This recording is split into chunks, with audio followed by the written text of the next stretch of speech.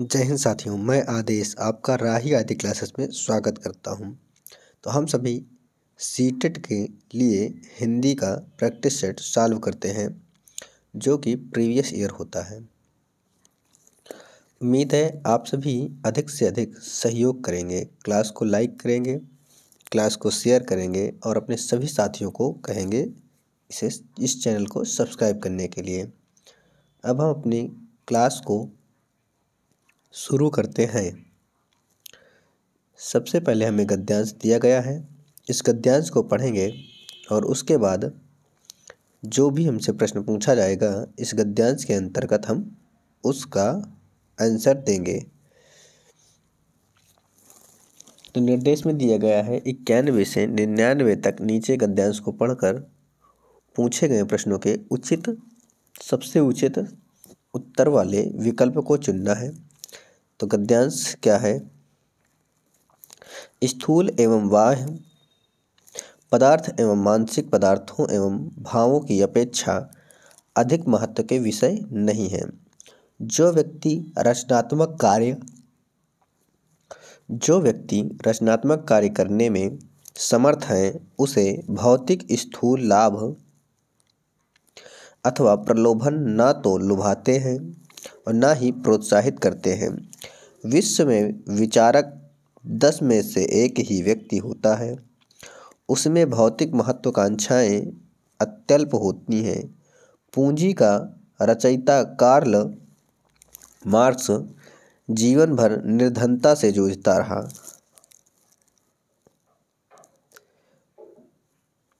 राज्याधिकारियों ने सुकरात को मरवा डाला, पर वह जीवन के अंतिम क्षणों में भी शांत था, क्योंकि वह अपने जीवन के लक्ष्य का भली भांति निर्वाह कर चुका था। यदि उसे पुरस्कृत किया जाता, प्रतिष्ठा के अंबारों से लाद दिया जाता, परंतु अपना काम न करने दिया जाता, तो निश्चित ही वह अनुभव करता कि उसे कठोर रूप में दंडित किया गया है। ऐसे अनेक अवसर आते हैं जब हमें बाहरी सुख सुविधाएं आकर्षित करती हैं। वे अच्छे जीवन के लिए अनिवार्य लगने लगती हैं, किंतु महत्वपूर्ण यह है कि क्या हमने जीवन का उद्देश्य प्राप्त कर लिया। यदि उसका उत्तर हाँ है तो बाह्य वस्तुओं का अभाव नहीं खलेगा, और यदि नहीं है तो हमें अपने को भटकने से बचाना होगा और लक्ष्य की ओर बढ़ना होगा। तो ये हमारा गद्यांश था और गद्यांश के अंतर्गत सबसे पहला क्वेश्चन हमसे पूछा गया है, मनुष्य को बाहरी सुख क्यों लुभाते हैं? संपन्नता के लिए, भरे पूरे जीवन के लिए, अच्छे जीवन के लिए, आराम के लिए। तो क्यों लुभाते हैं? अच्छे जीवन के लिए।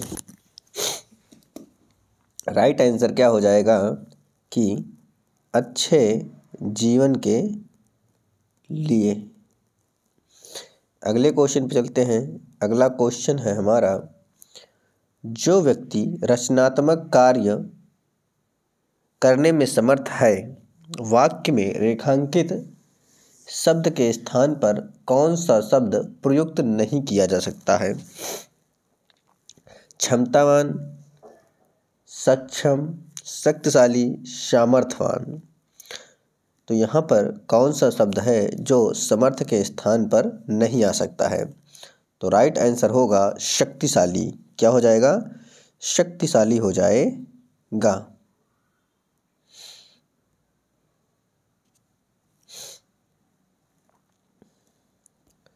अगला क्वेश्चन है, प्रतिष्ठा के अंबारों से लाद दिया जाता है, रेखांकित का तात्पर्य है, यानी अंबारों से का तात्पर्य क्या कर रहा है? ढेर से, आभार से, कृतज्ञता से या भार से। तो इसका अर्थ है, तात्पर्य है ढेर से। किससे? ढेर से।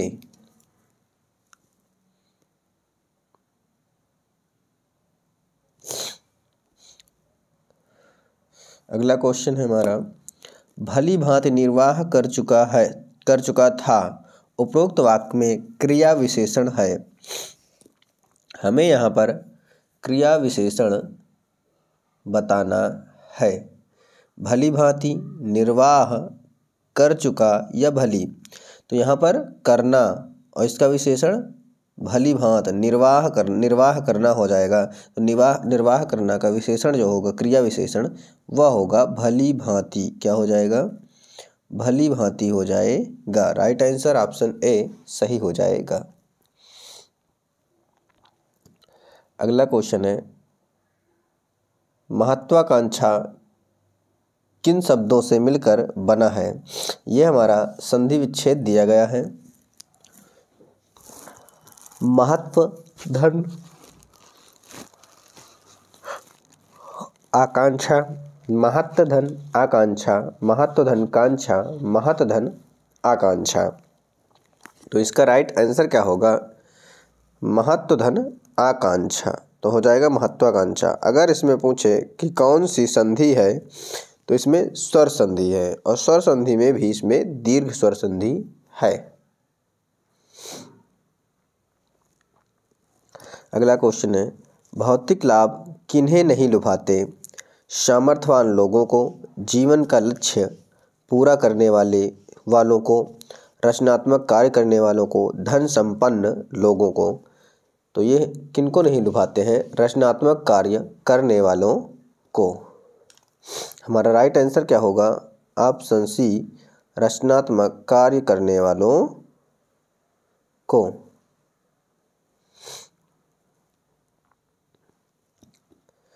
अगला क्वेश्चन है, पूंजी का रचयिता कार्ल मार्क्स कथन से संकेत मिलता है कि पूंजी का अर्थ है।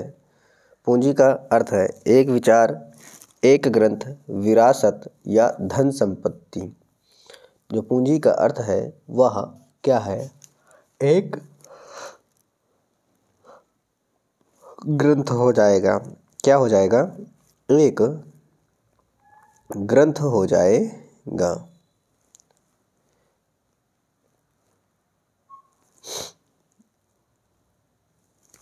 अगला क्वेश्चन है हमारा, विचारकों की एक विशेषता यह है कि उनमें भौतिक महत्वाकांक्षाएं कम होती हैं, पद प्रतिष्ठा प्राप्त करने की इच्छा होती है, रचनात्मक कार्य करने की क्षमता होती है, या महत्वाकांक्षाएं नहीं होती है। तो राइट आंसर क्या होगा कि भौतिक महत्वाकांक्षाएं कम होती हैं। तो राइट आंसर हमारा ऑप्शन ए सही हो जाएगा। अगला क्वेश्चन है, सुकरात को अपना काम न करने देने की स्थिति कठोर दंड जैसी प्रतीत होती, क्योंकि वह जीवन के कार्य समाप्त कर चुका था।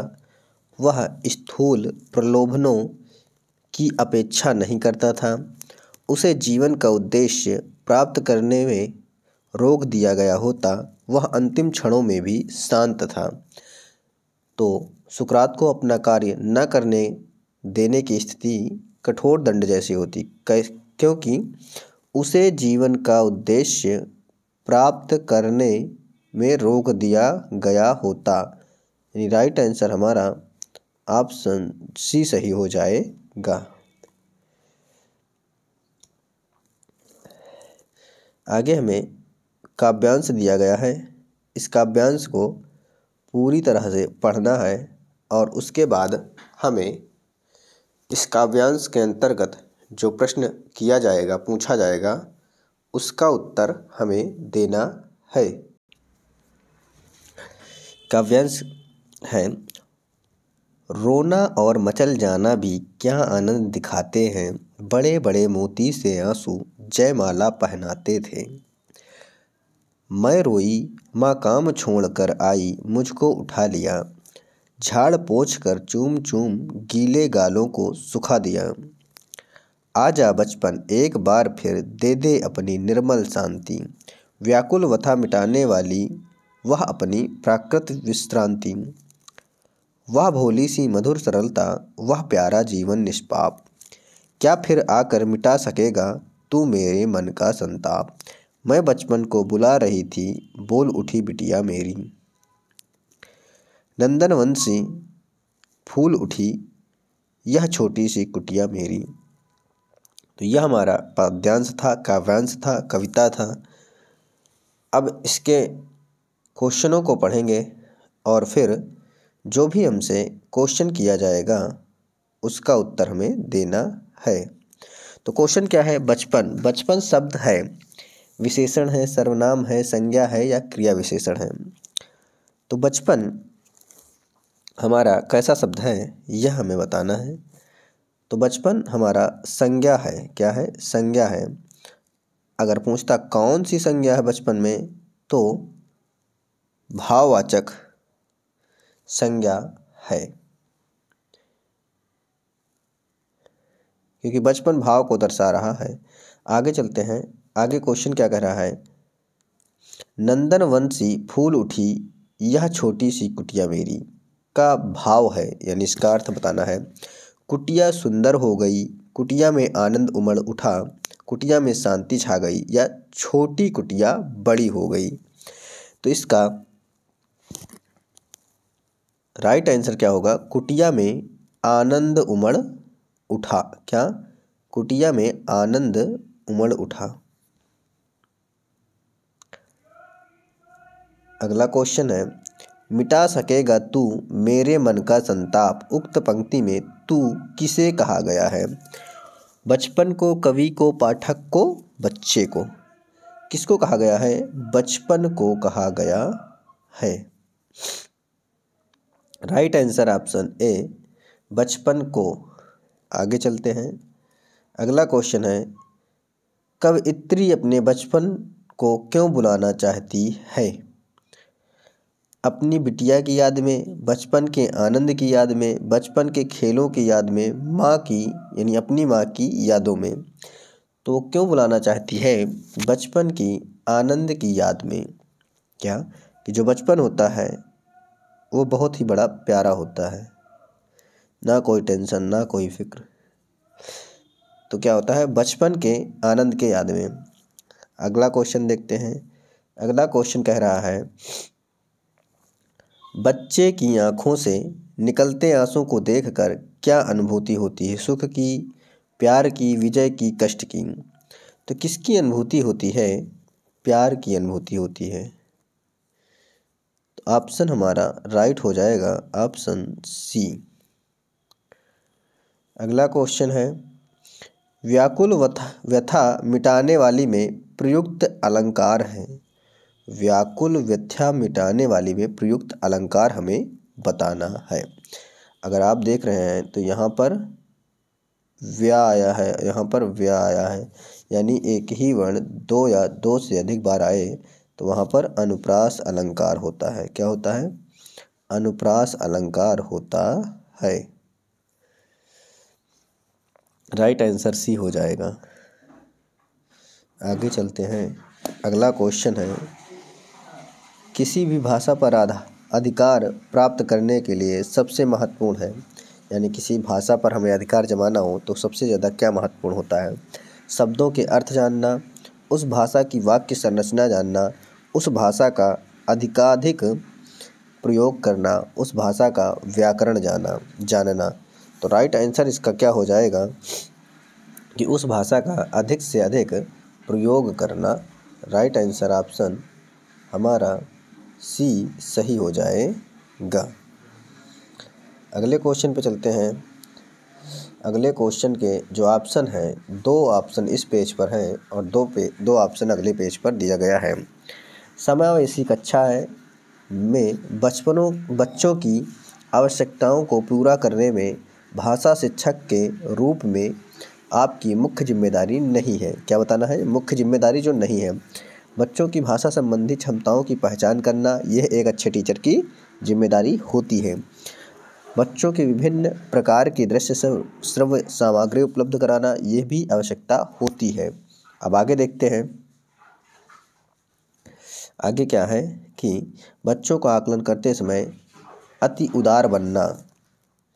उदार क्यों बनेंगे, ऐसा थोड़ा ना है। विभिन्न आवश्यकताओं वाले बच्चों के लिए उपलब्ध संसाधन खोज करना। तो क्या आवश्यकता नहीं थी, उदार बनने की आवश्यकता नहीं थी। तो राइट आंसर क्या होगा, ऑप्शन सी सही हो जाएगा। अगला क्वेश्चन है, भाषा की पाठ्य पुस्तक में सबसे महत्वपूर्ण पक्ष है, हमें बताना है सबसे महत्वपूर्ण पक्ष। आकर्षक चित्र, पाठों का उद्देश्यपूर्ण चयन, अभ्यासों की बहुलता या कागज की गुणवत्ता। तो राइट आंसर क्या हो जाएगा,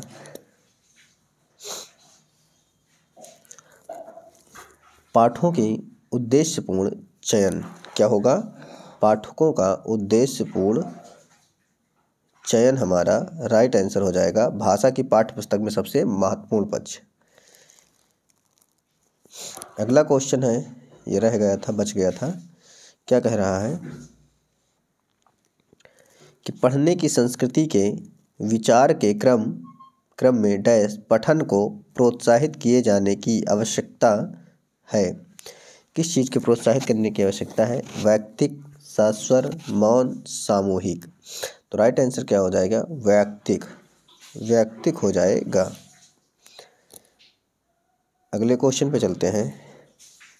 अगला क्वेश्चन कह रहा है, समग्र भाषा पद्धति पर आधारित कक्षा गतिविधियों के आयोजन पर बल देती है, बच्चों के भाषाई विकास की स्पष्ट समझ पर बल देती है, बाल साहित्य को पढ़कर सुनाने पर बल देती है, सभी भाषाओं को सीखने पर बल देती है।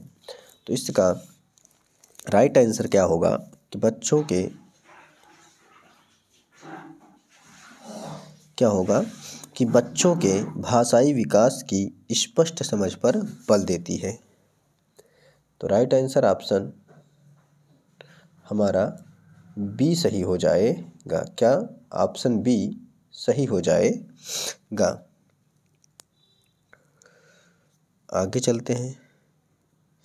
अगला क्वेश्चन है हमारा, विद्यालय के बाहर का जीवन और वहाँ प्राप्त ज्ञान एवं अनुभव भाषा सीखने के लिए आवश्यक प्रेरणा देते हैं, क्योंकि मानक वर्तनी का सम्यक ज्ञान मिलता है, लेखन की विभिन्न शैलियों का परिचय मिलता है, समृद्ध भाषिक परिवेश मिलता है, इससे व्याकरणिक नियमों की जानकारी प्राप्त होती है।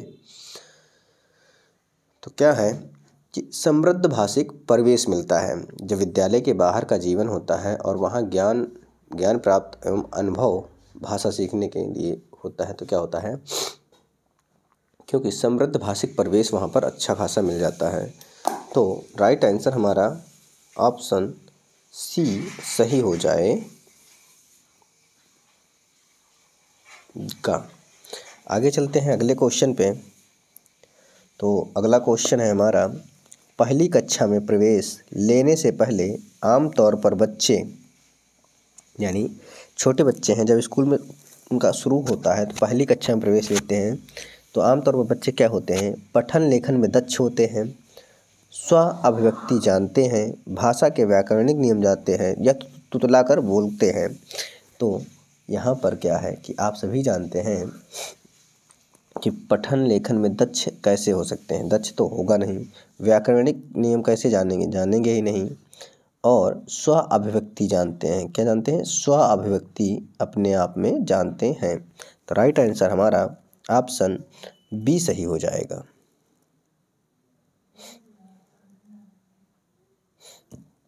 अगला क्वेश्चन है, सुरभि अक्सर ण वाले शब्दों को गलत तरीके से उच्चारित करती है, आप क्या करेंगे, उसे ण वाले शब्दों की सूची पढ़ने एवं लिखकर अभ्यास करने को देंगे, उस ऋणा वाले शब्दों को अपने पीछे पीछे दोहराने के लिए कहेंगे।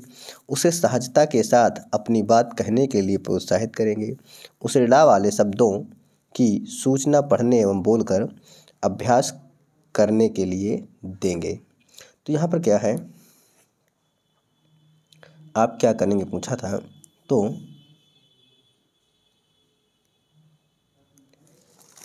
हमें करना क्या है कि एक टीचर की अपेक्षा उस ऋणा वाले शब्दों को की सूचना पढ़ने एवं बोलकर अभ्यास करने के लिए कहेंगे।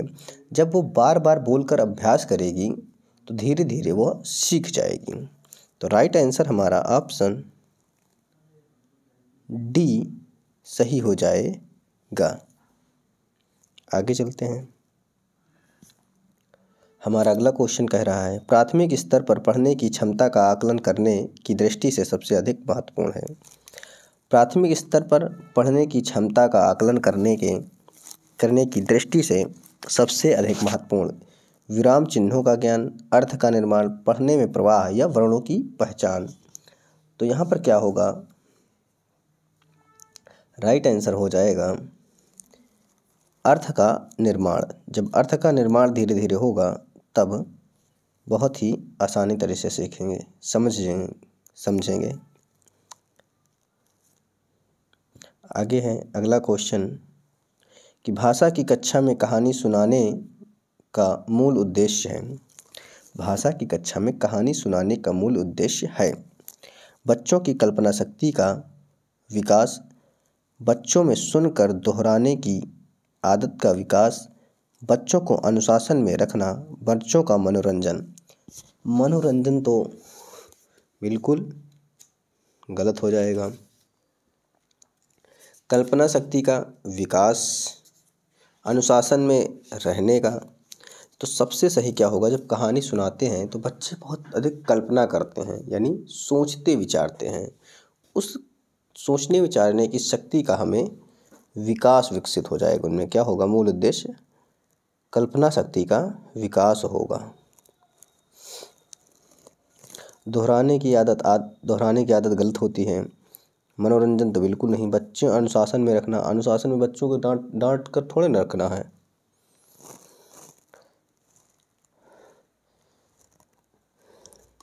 अगला क्वेश्चन है, प्राथमिक कक्षाओं में बच्चे बहुत कुछ लेकर विद्यालय आते हैं, जैसे अपनी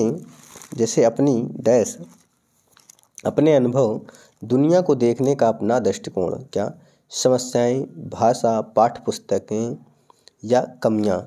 तो राइट आंसर क्या होंगे, भाषा होगा। जैसे अपनी भाषा, अपने अनुभव, दुनिया को देखने का अपना दृष्टिकोण लेकर आते हैं। तो राइट आंसर हमारा क्या होगा, ऑप्शन बी सही हो जाएगा। अगला क्वेश्चन है, बच्चों की मौखिक अभिव्यक्ति के विकास का अर्थ यह नहीं है। क्या बताना है कि अर्थ नहीं है।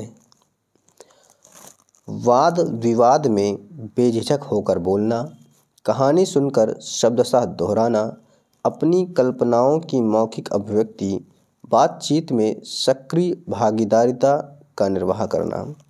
तो राइट आंसर क्या होगा, कहानी सुनकर शब्दशः दोहराना, क्योंकि हमसे पूछा क्या था, नहीं है।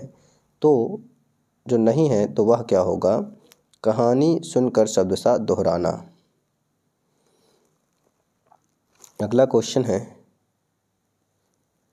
भाषा की कक्षा में यह जरूरी है कि, क्या जरूरी है, भाषा शिक्षक भाषा का पूर्ण ज्ञाता हो, भाषा शिक्षक बच्चों की उच्चारणगत शुद्धता पर विशेष ध्यान दे। तो क्या है कि बच्चे प्राथमिक स्तर के होते हैं, छोटे होते हैं, तो पूर्ण ज्ञान अध्यापक ज्ञाता हो ऐसा तो है नहीं, होना नहीं चाहिए, क्योंकि बच्चा है तो उसको सिखाना चाहिए। तो ज्ञाता होकर को बहुत कुछ नहीं हो जाएगा। तो हमसे पूछा है, और यहाँ क्या है, उच्चारण शुद्धता, बच्चे हैं तो उनके शुद्धता के लिए भी जरूरी नहीं है। भाषा शिक्षक बच्चों की वर्तनी को बहुत कठोरता से ले, नहीं, बच्चे की कठोरता क्यों लेगा। स्वयं भाषा शिक्षक की भाषा प्रभावी हो, क्या भाषा प्रभावी हो, बच्चों में प्रभाव डालती हो। तो राइट आंसर हमारा ऑप्शन डी सही हो जाएगा। अगला क्वेश्चन है, प्राथमिक स्तर पर बच्चों की भाषाई क्षमताओं का विकास करने का अर्थ। प्राथमिक स्तर पर बच्चों में भाषाई क्षमताओं का विकास करने का अर्थ क्या होगा? भाषिक संरचना पर अधिकार, भाषा प्रयोग की कुशलता पर अधिकार, भाषा अनुकरण की कुशलता पर अधिकार, भाषिक नियमों पर अधिकार। संरचना पर अधिकार नहीं होगा, भाषा प्रयोग की कुशलता नहीं होगा और नियम भी नहीं होगा। तो क्या होगा बच्चों में? भाषा अनुकरण की कुशलता पर अधिकार। ऑप्शन सी हमारा सही हो जाएगा। आगे देखते हैं, आज का लास्ट क्वेश्चन है। उम्मीद है आपको क्लास पसंद आई होगी। आप सभी अधिक से अधिक सहयोग कीजिए। व्याकरण शिक्षण की आगमन विधि की विशेषता है पहले नियम बताना, पहले नियम का विश्लेषण करना, पहले मनोरंजक गतिविधियां कराना, पहले उदाहरण प्रस्तुत करना। तो क्या होगा? व्याकरणिक शिक्षण का आगमन विधि। तो पहले हम उन्हें उदाहरण देंगे, बच्चों को पहले हम उदाहरण से ही समझा देंगे, नियम बाद में उन्हें बताएंगे। तो राइट आंसर हमारा ऑप्शन डी सही हो जाएगा।